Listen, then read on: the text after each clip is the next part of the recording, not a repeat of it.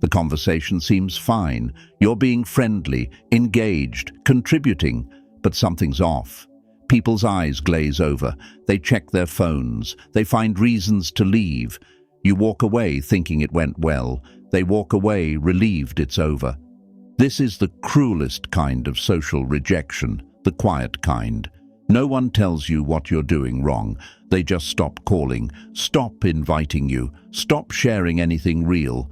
You're left replaying conversations, searching for the moment you lost them, wondering why connections that seemed promising just fade away. Here's the truth most people never hear. You're probably not doing anything obviously wrong. You're not rude or mean. You're making subtle errors in conversation, habits so small they're invisible to you but exhausting to everyone else. And because no one tells you, you keep doing them, wondering why relationships stay surface level, why people seem friendly but distant, why you're always on the outside of deeper connections. Epictetus taught, "We have 2 ears and 1 mouth so that we can listen twice as much as we speak." But there are 7 other conversation habits, just as destructive, that quietly push people away without you realizing it. Today, I'll show you 8 conversation habits that make people dislike you, not loudly, but quietly, which makes them nearly impossible to recognize without help. These aren't about being fake or manipulative. They're about removing the invisible barriers between you and genuine connection. If you're ready to understand why conversations haven't been connecting the way you hoped, subscribe. Let's fix this together. Let's begin. Habit number 1. You wait for your turn to talk instead of actually listening. Someone's telling you about their difficult week. You nod, maintain eye contact, make the right sounds. But inside your head, you're not processing what they're saying. You're formulating your response, thinking about your similar experience, planning what you'll say the moment they pause for breath. The words are entering your ears, but you're not truly receiving them. You're just waiting for the opening to speak. This habit quietly damages connection because people feel it. They can't articulate how, but they sense you're not fully present. The conversation feels transactional, not connective. They're sharing something real, and you're treating it like a cue, waiting for your turn. Eventually, they stop sharing anything meaningful with you, because what's the point of talking to someone who's just rehearsing their own monologue while you speak? I watched this destroy a friendship. My colleague would share updates about her aging mother's declining health, something weighing heavily on her. Her friend would nod along, seem sympathetic. But the moment my colleague paused, her friend would immediately launch into her own parent stories. Not to connect, but to top it. My colleague started noticing a pattern. Every conversation followed the same rhythm. She'd share something vulnerable. Her friend would wait exactly long enough for a breath, then redirect everything back to her own experiences. Within 6 months, my colleague stopped confiding in her entirely. The friendship became surface-level small talk because she'd learned that her friend wasn't actually listening, just waiting. Epictetus taught, "We have 2 ears and 1 mouth so that we can listen twice as much as we speak." What he understood was that genuine listening is rare. Most people perform listening while mentally rehearsing their response. This isn't connection. It's parallel monologues. The Stoics valued presence, being fully where you are with whom you're with. When you're planning your response while someone speaks, you're not present. You're in your own head, making the conversation about you even while they're talking. Epictetus knew that true listening, where you're actually trying to understand rather than just waiting to be understood, is one of the highest forms of respect you can offer another person. It says, "Your experience matters more than my need to speak. Your words deserve my full attention, not divided focus between hearing you and preparing my performance." When someone's speaking, focus entirely on understanding them, not on what you'll say next. After they finish, pause for 2 seconds before responding. This ensures you actually heard them and signals you're considering their words. Ask a follow-up question about what they shared before sharing your own experience. And the next habit makes people feel even more invisible than just not being heard. Habit number 2. You one-up every story. Someone shares an experience, a difficult project at work, a frustrating travel delay, a proud moment with their child. Before they've even finished processing what they shared, you jump in with your bigger, better, more dramatic version. They mention a challenging client. You had an impossible client. They talk about a long flight delay. Your delay was twice as long. They share pride about their kid making the team. Your kid made varsity and got a scholarship. You think you're bonding over shared experiences. They feel like their moment just got erased. This habit damages connection because it turns every conversation into a competition they didn't sign up for. When someone shares something meaningful and you immediately top it, you're not validating their experience. You're invalidating it. You're sending a message. What happened to you isn't impressive enough. Let me show you what real struggle looks like, what real achievement looks like. They wanted to be heard. You made it about being outdone. My brother-in-law does this constantly. At a family dinner, my niece excitedly told everyone about getting accepted to her first-choice college, a huge milestone she'd worked years toward. Before anyone could congratulate her, her father jumped in with a detailed story about his own college acceptance, the multiple schools that wanted him, how competitive admissions were back then. My niece's face fell. She stopped talking about it. Her big moment became a launching pad for his trip down memory lane. Later, when I congratulated her privately, she said she'd learned not to share good news with her dad because he always has to make it about himself. She wasn't angry, just resigned. That resignation is worse. It's the quiet death of wanting to share anything real with someone. Marcus Aurelius wrote, "Nowhere can a person find a quieter or more untroubled retreat than in their own mind." But he also understood that ego constantly wants to prove itself superior. The impulse to one-up comes from insecurity, a need to demonstrate that your experiences are more significant. Marcus spent his life fighting this impulse, reminding himself that other people's victories don't diminish his, that their struggles don't need to be compared to his. He knew that true strength allows others to have their moment without needing to reclaim the spotlight. When you let someone else's experience stand without competition, you're demonstrating confidence. When you rush to top it, you're revealing insecurity. When someone shares an experience, resist the urge to immediately share your similar story. Instead, ask a question about their experience. Validate what they shared before relating it to yourself. Let their moment be theirs. If this lesson just made you realize you've been turning conversations into competitions, type "I'm listening now" below. Acknowledging the pattern is the first step to breaking it, and your honesty might give someone else permission to do the same. And the next habit makes conversations feel like you're draining people's energy without noticing. Habit number 3. You give unsolicited advice. Someone shares a struggle they're facing. Before they've even finished describing the situation, you're already solving it. You jump straight into what they should do, how they should handle it, the steps they need to take. You think you're being helpful. They feel like you just dismissed their feelings to get to your solution. Most people don't share problems because they need answers.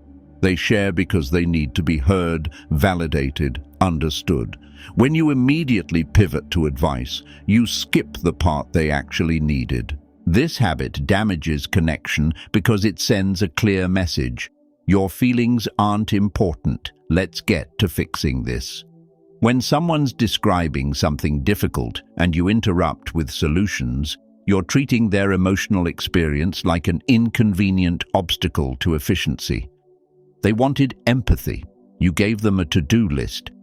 Over time, they learn you're not a safe person to be vulnerable with, not because you're unkind, but because you make vulnerability feel like a problem to solve rather than an experience to share. A friend learned this the hard way with her daughter. Throughout her teenage years, the daughter would start to share things: friend drama, school stress, relationship confusion. My friend would listen for maybe 30 seconds, then launch into advice mode. What the daughter should say, how she should handle it, what the friend was probably thinking. She thought she was being a good mother, helping her daughter navigate challenges. But her daughter stopped coming to her with anything real. She'd share surface details, but never the actual struggle. Years later, after some family counseling, the daughter finally said what she'd needed all along wasn't solutions. It was just her mother sitting with her in the difficulty, acknowledging how hard it was, making her feel less alone in it. The advice, however well-intentioned, had created distance. Epictetus taught, "Know first who you are and then adorn yourself accordingly." What he meant applied to conversation too. Know first what the moment requires before you act. Not every problem shared is a request for solutions. Sometimes the most powerful thing you can offer isn't advice, but presence. Epictetus understood restraint, knowing when to speak and when to simply be with someone. The impulse to immediately fix comes from discomfort with others' pain. We want to solve it quickly so we don't have to sit with the heaviness of it. But that discomfort is ours, not theirs. When you rush to advice, you're managing your own discomfort, not serving their need. Before offering advice, ask one simple question. Do you want to talk through solutions, or do you just need someone to listen? Then honor whatever they answer. Sometimes the most helpful thing you can do is nothing except be fully present. And the next habit makes people feel like they don't actually matter in the conversation. Habit number 4. You bring every topic back to yourself. Someone mentions they're thinking about changing careers. Within 2 sentences, you're talking about your career journey, your job changes, your professional philosophy. They bring up a book they're reading. Suddenly it's about books you've read, your thoughts on the author, your reading habits. Any subject, any topic somehow becomes about your experience, your opinion, your story. You think you're relating and connecting. They feel like they're just providing prompts for your performance. This habit damages connection because it turns the other person into an audience for your life rather than a participant in a mutual conversation. When every thread they introduce gets redirected to you, they stop introducing threads. Why bother sharing when it's just going to become another launching pad for your stories? The conversation feels hijacked. They came to talk with you, they're leaving having talked at you, or, more accurately, having been talked at by you. My neighbor experienced this with her book club. One member would do this every single meeting. Someone would share their thoughts about the book, what moved them, what they disagreed with, questions it raised. This member would listen for maybe 10 seconds, then spend the next 5 minutes describing her interpretation, her similar experiences, her opinions on the author's other works, tangentially related books she'd read. Every discussion point became about her perspective. After 6 months, people stopped sharing nuanced thoughts at meetings. They'd give surface-level comments because they knew any depth would just be an invitation for her extended monologue. The discussions that had once been rich and varied became shallow. Not because people didn't have thoughts, but because they'd learned sharing them meant losing control of the conversation entirely. She genuinely didn't understand why people seemed less engaged. She thought she was contributing enthusiastically. She was actually suffocating everyone else's contribution. Marcus Aurelius wrote about the importance of genuine interest in others' thoughts and experiences. He reminded himself daily to listen, not to respond, but to understand. He knew that ego constantly wants to center itself, to make everything about its own perspective and experience. True wisdom, he taught, requires restraining that impulse. When you allow the conversation to remain focused on what someone else introduced, you're demonstrating respect for their inner world. When you constantly redirect everything to yourself, you're revealing that their inner world isn't as interesting to you as your own. People feel that, and they respond by sharing less, engaging less, eventually avoiding conversation with you entirely because it's not really a conversation. It's a performance they're required to witness. When someone introduces a topic, stay with their thread. Ask follow-up questions about their experience before sharing yours. If you share a related story, make it brief and then return focus to them. Keep the spotlight where they placed it. If these conversation habits are helping you see patterns you didn't realize were pushing people away, subscribe for more Stoic wisdom on authentic connection. And if this clarity is worth sharing, like it so others can recognize these barriers in their own conversations. And the next habit makes people want to stop talking mid-sentence. Habit number 5, you interrupt and finish people's sentences. Someone's mid-thought, searching for the right word or building toward their point. You jump in, you complete their sentence for them or cut them off to add your perspective before they've finished theirs. You think you're being helpful, showing you understand, keeping the conversation moving. They feel disrespected, unheard, and like their thoughts aren't worth waiting for. Every interruption sends a message. What you're saying isn't important enough for me to let you finish. I already know where you're going. My addition is more valuable than your completion. This habit damages connection because it robs people of their agency in conversation. When you consistently interrupt, you're communicating that your thoughts have priority over theirs, that your pace matters more than their process. Some people need time to articulate complex thoughts. Some pause to consider their words carefully. Your interruptions don't help, they derail. And people who get interrupted repeatedly learn to stop trying. They keep contributions short and simple because going deeper just means getting cut off mid-sentence. I saw this pattern destroy a marriage. The husband would interrupt constantly, not maliciously but habitually.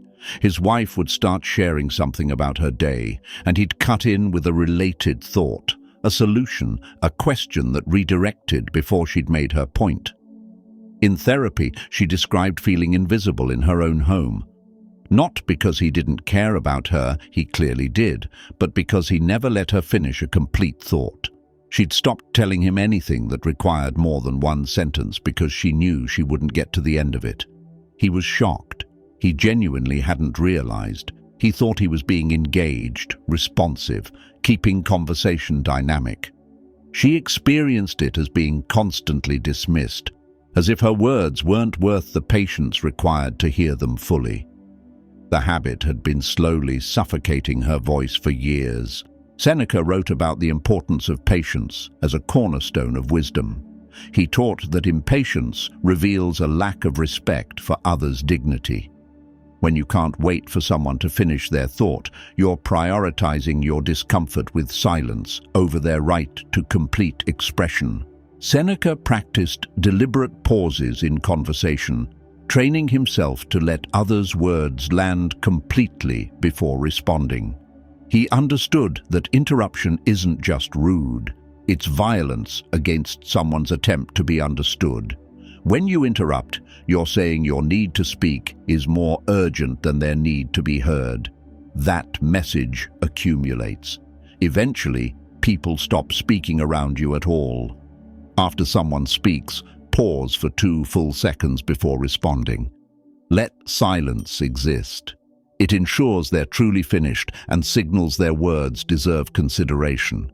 If you catch yourself about to interrupt, physically stop, close your mouth, wait. And the next habit makes every conversation feel hollow and superficial. Habit number 6, you only ask surface-level questions. You ask how someone's weekend was, they say fine. You ask how work is going, they say busy. You ask if they enjoyed their vacation, they say yes. Every question can be answered in one word, and usually is. You think you're showing interest. They experience it as checking boxes, going through social motions without any genuine curiosity about who they actually are. surface questions get surface answers, and surface answers don't build connection. This habit damages relationships because it keeps everything at arm's length. When you never go deeper than basic status updates, you're signaling that you don't really want to know them. You just want to perform the ritual of asking. People sense this. They learn that conversations with you will stay shallow, so they don't bother offering depth, not because they don't have it, but because you've never created space for it.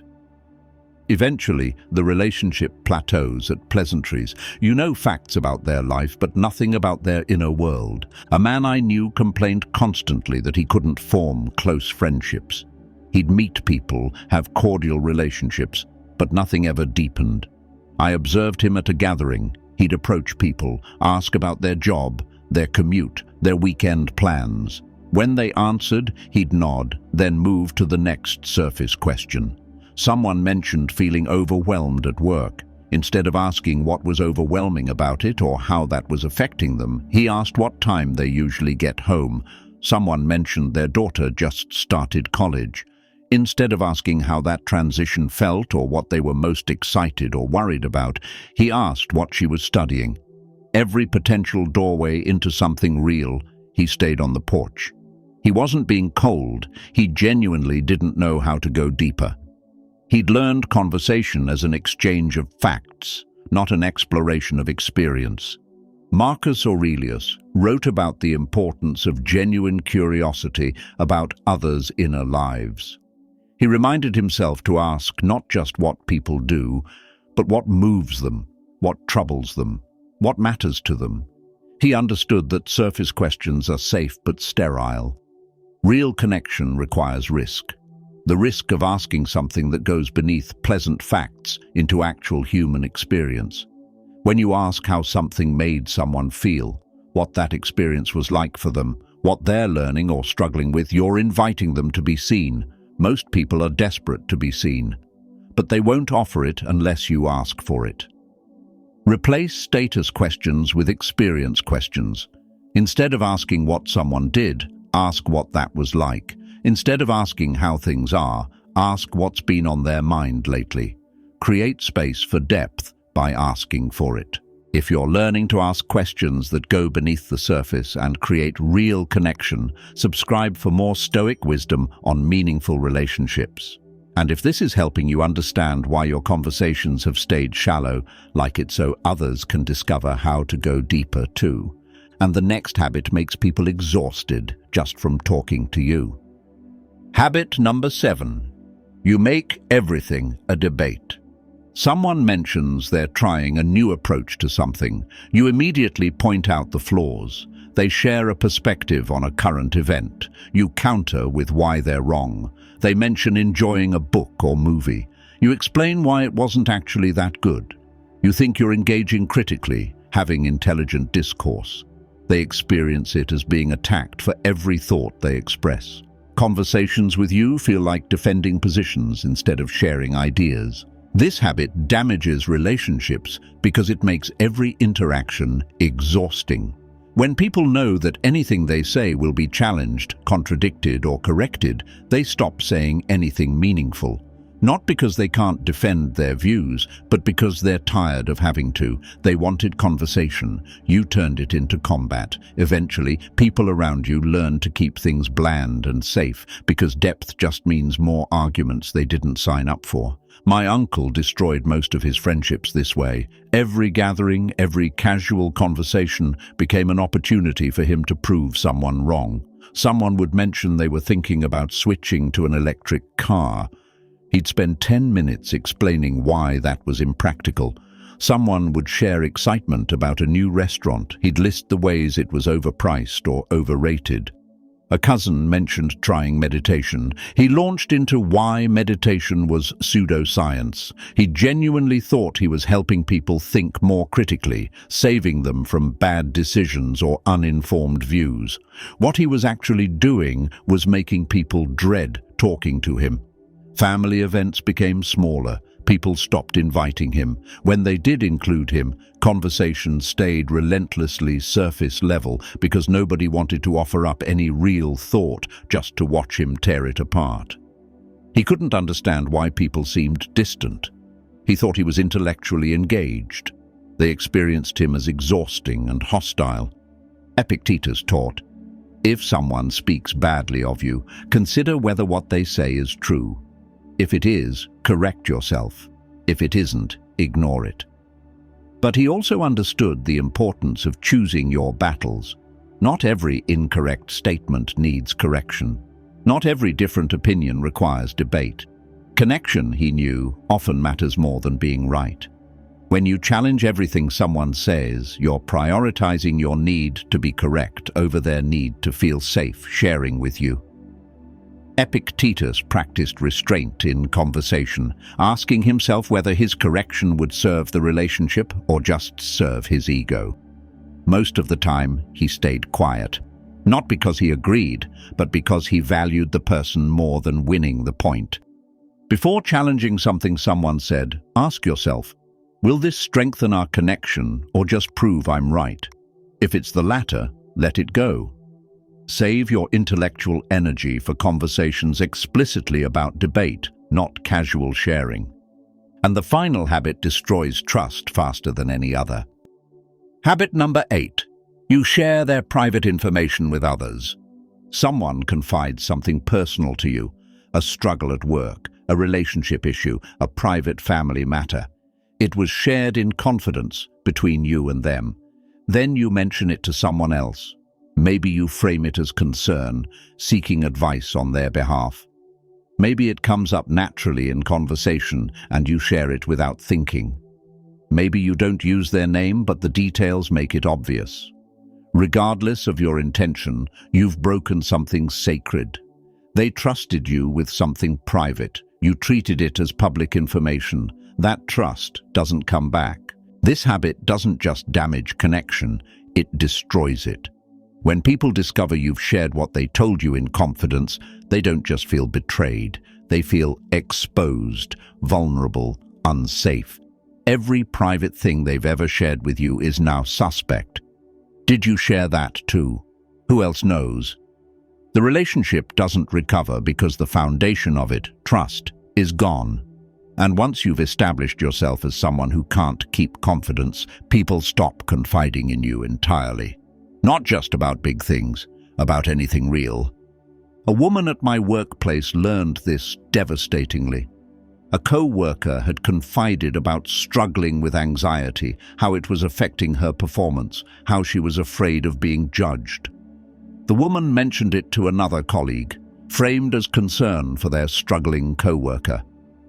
Within a week, half the office knew. The co-worker found out through someone else asking if she was okay. She was humiliated. She'd shared something deeply personal with one person she thought she could trust.